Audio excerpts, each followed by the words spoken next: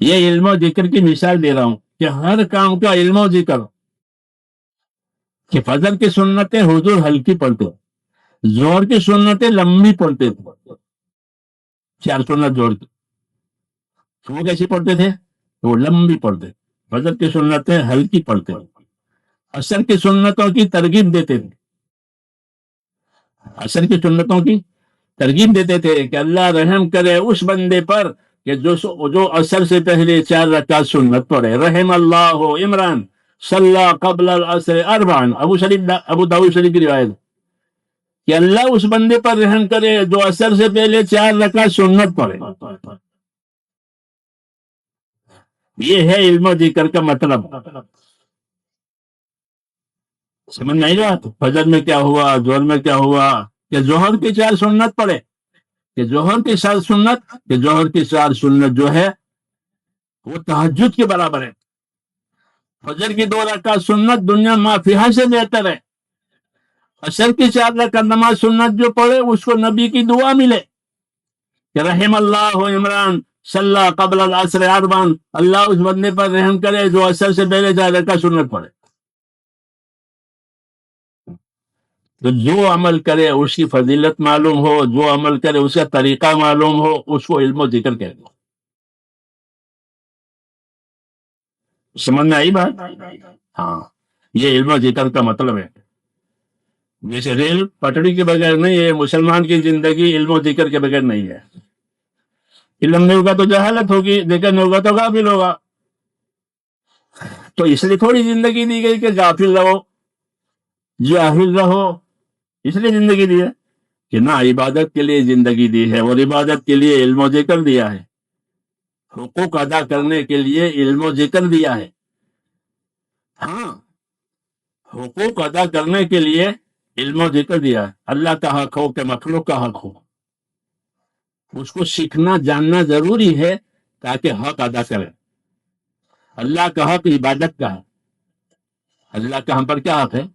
عبادت کا. حضور نے فرمایا کہ جانتے ہو اللہ کا کیا حق ہے؟ کہ اللہ کا حق ہے کہ اسی کی عبادت کی جائے گی، اس کے ساتھ کسی کو شریک نہیں کیا جائے. تو اللہ کا حق ہم پر عبادت کا ہے، اس لیے عبادت کا علم ہونا ضروری ہے. نماز ہے کہ نماز اللہ کی عبادت ہے، تو عبادت علم کے بغیر کیسے صحیح ہوگی؟ اور عبادت دونوں، علم دونوں قسم کا ہونا چاہیے. ایک فضیلت کا علم، ایک طریقے کا علم. ایک فضیلت کا علم اور ایک طریقے کا علم. جیسے بدر کی نماز، کہ بدر کی نماز پڑھی ہے تو کہ پوری رات عبادت کا ثواب ملے گا اگر عشاء کے ساتھ فجر پڑھی ہے، یہ تو ہو گئی فضیلت. اور فجر کی نماز کیسی پڑھی جائے گی؟ کہ سنتیں مختصر پڑھی جائے گی اور فرض لمبے پڑھی جائیں گے. فرض لمبے ہوتے ہیں اور سنتیں مختصر ہوتی ہیں. یہ مثال ہے علم و ذکر کی کہ مسلمان کی زندگی کا ہر کام علم و ذکر کے ساتھ ہوتا ہے، اور یہی دعوت کا مقصد ہے. دعوت کا مقصد صرف پھرنا پھرانا نہیں ہے، بلکہ پھر کر کے یہ چیزیں زندگیوں میں لاوے. جن کے پاس ہے ان سے سیکھے، اور جن کے پاس نہیں ہے ان کو سکھاوے. نقل و حرکت، ہماری نقل و حرکت جو ہے وہ نقل و حرکت کے لیے نہیں ہے، بلکہ ہماری نقل و حرکت میرے بھائیوں علم و ذکر کو زندہ کرنے کے لیے ہے. سمجھنا ہی بات کہ علم و ذکر پاس ہوگا تو زندگی کی ذمہ داریاں پوری ہوگی. مثلا مالدار ہے تو مالدار کے پاس مالداری کا علم و ذکر ہونا ضروری ہے کہ مالداری میں کیا کیا فرائض ہیں، مالداری میں کیا کیا واجب ہے، کتنی زکوٰۃ واجب ہے، کتنے مال پر زکوٰۃ واجب ہوتی ہے، اور کتنی زکوٰۃ ہوتی ہے. کیونکہ زکوٰۃ اللہ کا حق ہے. جس طرح نماز اللہ کا حق ہے، عبادت ہے، ایسے زکوٰۃ عبادت ہے. تو اس کی وجہ سے یہ حکم ہے کہ اپنے مال کی زکوٰۃ پوری پوری پائے ادا کرو، جس طرح نماز رکعت پوری کرتے ہیں. نماز کیسی پڑھتے ہو؟ ایک ایک رکعت پوری. 4 ہے تو 4، 3 ہے تو 3. ایسے اپنے مال کی زکوٰۃ، کہ اپنے مال کی زکوٰۃ پوری پوری ادا کرو. زکوٰۃ کو غریب کی ضرورت مت سمجھو، اپنی ضرورت سمجھو. اپنی ضرورت سمجھو کہ مجھ پر حق ہے اللہ تعالیٰ کا کہ میں اپنے مال کی پوری زکوٰۃ ادا کروں. اس لیے میرے دوستو دعوت کے علم و ذکر کے ذریعے سے زندگی کی ساری ذمہ داریاں پوری کرنی ہے کہ مال آیا ہے تو مال میں کیا کیا حقوق ہوتے ہیں. ہاں کیونکہ مال جمع کرنے کی تو ہر ایک کو رغبت ہوتی ہے کہ مال جمع کر. جی ہاں اپنے ہوں پرایا ہوں سب مال جمع کرتے ہیں. جی ہاں حالانکہ مال جمع کرنے کے لیے نہیں ہوتا، مال تو خرچ کرنے کے لیے ہوتا ہے. مال کو اللہ نے کیوں پیدا کیا ہے؟ بولو. مال کو اللہ نے حاجتیں پوری کرنے کے لیے پیدا کیا ہے. ہاں کہ مال کو اللہ نے حاجت پوری کرنے کے لیے پیدا کیا ہے. حضور صلی اللہ علیہ وسلم نے المال و نعم المعونہ کہ مال زندگی کا بہترین سہارا ہے. کہ مال زندگی کا بہترین سہارا ہے. آدمی کے پاس مال ہے تو اس کی حاجتیں آسانی سے پوری ہو جائے گی، ہے نہیں بات؟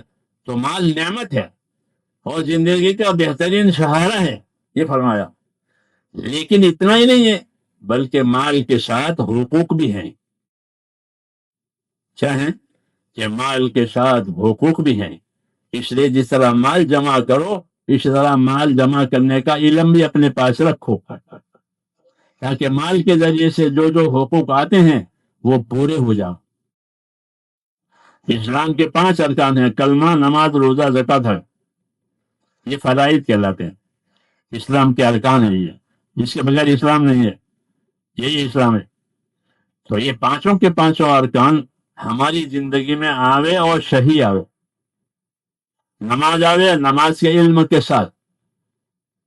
نماز کیسے آوے؟ کہ نماز کے علم سے. یہ کیوں کہ آج تو نماز لوگ دیکھا دیکھی پڑھتے ہیں. ٹھیک ہے وضو کرتے ہوئے دیکھا تو وضو کر دیا. حالانکہ کوئی کام دیکھا دیکھی دنیا میں نہیں کرتا ہے. گاڑی دیکھا دیکھی چلا رہے، ٹھیک آدمی گاڑی چلا رہے تو وہ اتر گیا دوسرے نے گاڑی چلانا شروع کر دی. دیکھا دیکھی کوئی نہیں کرتا، ہو ہی نہیں سکتا دیکھا دیکھی میں، بلکہ سیکھا سیکھی میں ہوتا ہے. تو دین کے لیے میرے جو یہ دعوت ہے کہ دین کے کاموں کو سیکھو. علم و ذکر کا یہ مطلب ہے. علم و ذکر جو رکھا ہے اس کا یہ مطلب ہے کہ اس کو سیکھو کہ اس کا کیا طریقہ ہے، اس کا کیا حکم ہے، پھر اس حکم پر عمل کریں گے تو کیا فضیلت ملے گی. یہ سیکھنا ہے